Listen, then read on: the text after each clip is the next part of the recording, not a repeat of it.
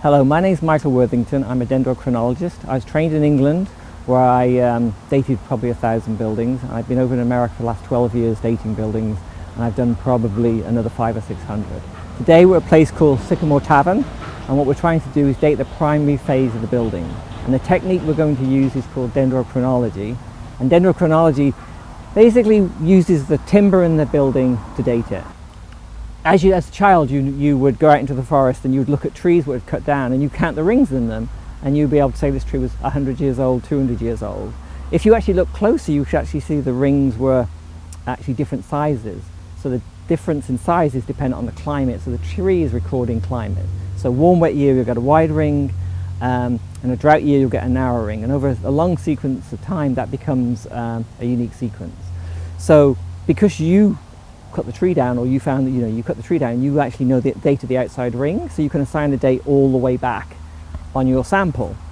So then if you take a sample out of a building and you measure the samples in that and compare them, those wide and narrow rings will line up, and where you get that match, you can actually transfer the dates from your tree across to your sample. And if you've got the bark edge, you can see where that last ring falls, and you can assign that date to that last ring, so you can tell when the building was built.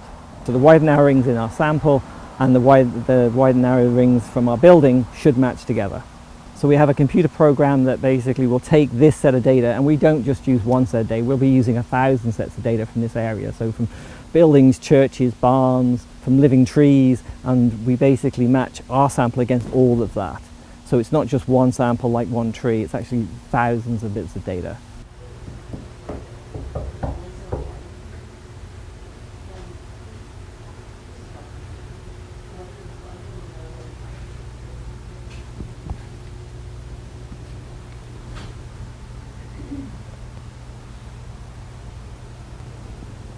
Okay, so I think it's good. I think we should be able to sample this one. So what we've done is we've had a good look all the way along the roof, and the ceiling. What we're looking for is, are the timbers original? So you can see this timber here, this has had a repair done to it. So this section here where this scarf joint is, that section there is a repair. So we're not sampling that, but we might sample something like this, which is the original part of the timber.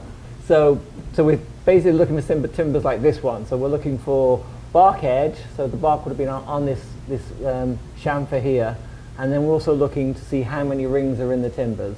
The problem with this is because they're painted, we're not 100% sure.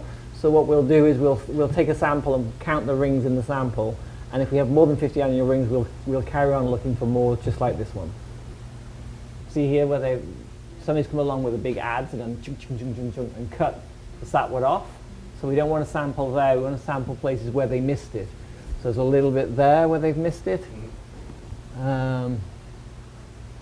Yeah, so you have to look all the way along to find the best place. And the second problem is, see this area here? It's broken off, and they just painted over it, yeah. Well, no, here's where the insects have got in. So we want to stay away from those areas too, because that'll be soft in there. Cool?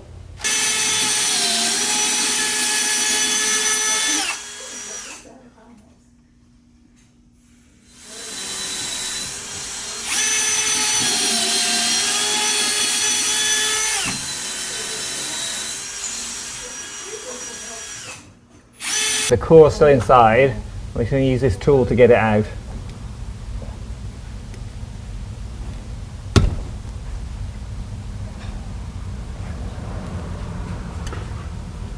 So there's the core.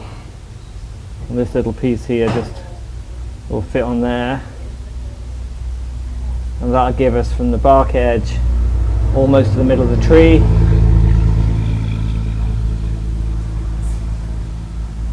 And hopefully there's more than 50 annual rings in there.